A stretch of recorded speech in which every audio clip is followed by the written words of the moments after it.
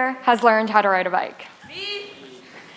For the most part, it's a pretty universal experience that at one point in your life, your parents put you on a bike and taught you how to ride it. Where we differ is how our parents went about teaching us. Maybe you started out with training wheels and then graduated to a big kid bike. Or maybe your parents put you on that big kid bike to begin with and told you good luck and to figure it out. Somehow, some way, to some extent, your parents helped you learn how to ride a bike. I didn't learn until about the 5th grade. And the only reason was because at my old school, the 5th graders always took a trip to Fontainebleau State Park to bond as a grade. The catch was, we had to know how to ride a bike. So naturally, I went into panic mode. I couldn't avoid it, so my parents bought me a blue floral bike from Academy, and we went to my dad's old work building where he tried to teach me how to ride a bike. Keyword, tried. I wasn't very good at it, and it caused a lot of frustration, but it was part of the process. So I kept trying, falling, crying, then I would get back on the bike, go 15 feet, start pedaling a little too fast, get scared, and fall again. And then I repeated this process over and over and over again until 15 feet became 30, 30 became 50, and eventually I wouldn't fall at all. Throughout this whole process, my parents had some sort of involvement.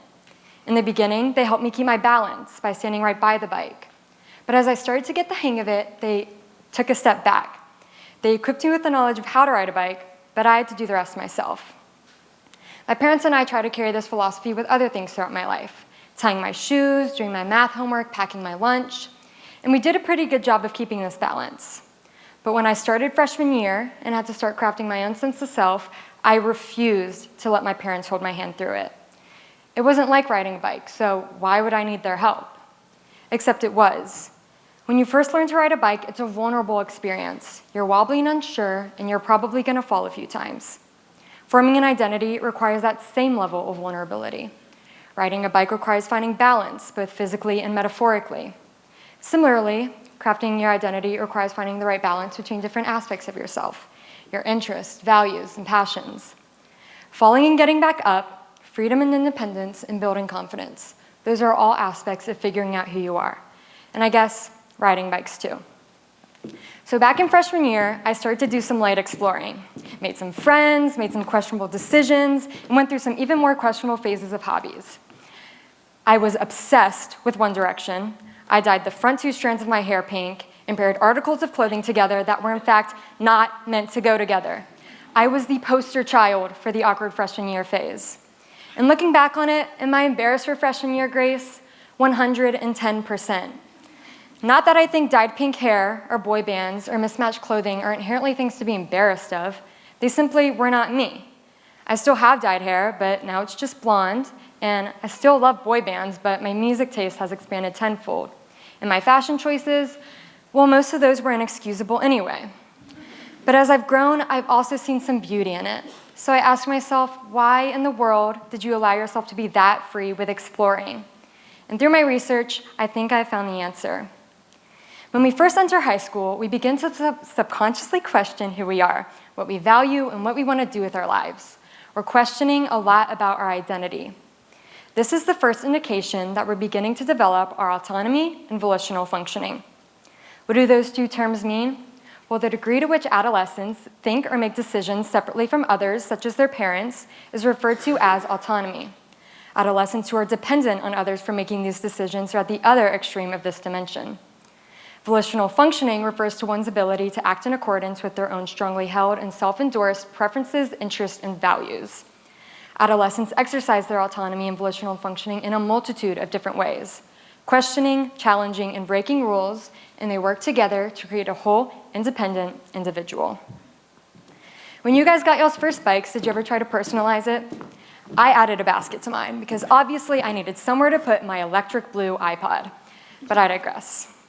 On a much larger and much more influential scale, this is exactly what we do as teenagers.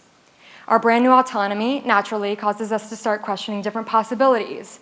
Whether that's sexual orientation or what clubs we want to join, we're trying to personalize our lives, and we're trying to grow, whether we realize it or not. And remember that first-time bike riding experience you all had? Well, I bet you it's that same feeling of uneasiness and desire for guidance. And this is where parents come into play.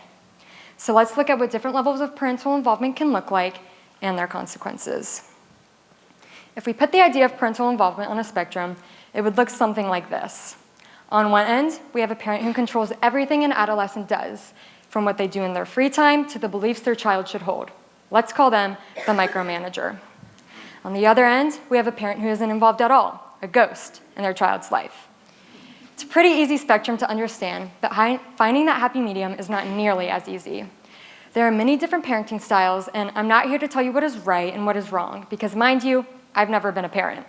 And I understand that parenting is arguably one of the most difficult tasks anyone will ever have to face, and it's much easier said than done. I do want to look into, though, how constructive these different levels of parenting can be from the perspective of a teenager.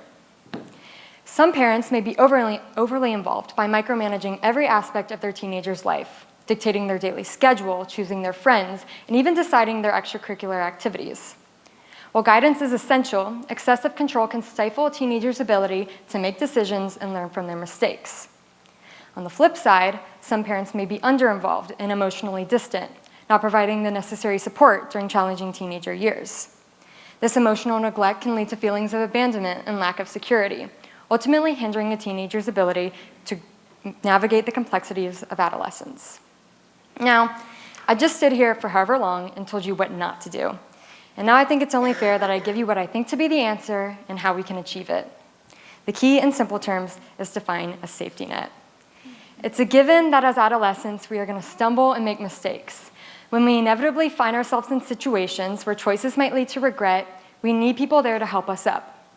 The goal isn't to cling to the training wheels or have people tightly gripping the handlebars on our journey to self-discovery, but rather it's about having people standing by our side, like a silent guardian of our bike.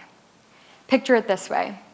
As we navigate this journey, our safety net prevents us from hitting our heads, even if we skid our knees a bit, because at the end of the day, that is how we learn and develop. Instead of creating a space where we feel heard and understood, these attempts at controlling a teenager's life based on personal values unwittingly keeps us in the dark, fostering ignorance and misconceptions. It's important to surround ourselves with a support system, a safety net, ensuring that when we fall, it's a stumble, not a devastating crash. This concept embodies the essence of psychological safety. The presence of psychological safety means that subconsciously, as teens, we understand that the worst-case scenario is a bit of embarrassment when looking back, much like I'm doing now. Psychological safety grants us the freedom to explore without fear of how our parents will react or treat us when we step outside our comfort zones. It's about creating a space where acceptance doesn't necessarily mean approval. We don't have to worry about judgment because the foundation of psychological safety is rooted in respect. Navigating the delicate balance between guidance and pushing is crucial. It's recognizing that while guidance is necessary, too much pressure can tip the scales into discomfort. It's about being with people and being the person who listens twice the amount of times they talk and intervene. After all, we have 2 ears and only 1 mouth. Sometimes all we need is people who can acknowledge and try to understand. We're not meant to be forced on a predetermined path, but rather gently guided, working through the natural ebb and flow of self-discovery. When we talk about adolescence, it's this incredible time of figuring out who we are, a coming-of-age roller coaster, if you will. It's this cornerstone of growing up, tightly woven with a bunch of important needs. And at the top of that list of needs is the need for emotional support, that feeling of being reassured, that it's okay if we mess up because we have a support system that will make sure we can get back up and try something new. It's like a helmet for our mental well-being. So it's crucial that we take a closer look at what's affecting our emotional security. When we understand these factors, we're laying down a foundation and creating a space where we can grow and learn about ourselves. And why do we do this? Because it sets the stage for strategies and actions that protect our mental and emotional well-being. Understanding these factors lays a foundation for a generation that's not just strong, but empowered, ready to face whatever comes our way. It's all a part of the ride, the messy, exhilarating, and sometimes wobbly journey into self-discovery.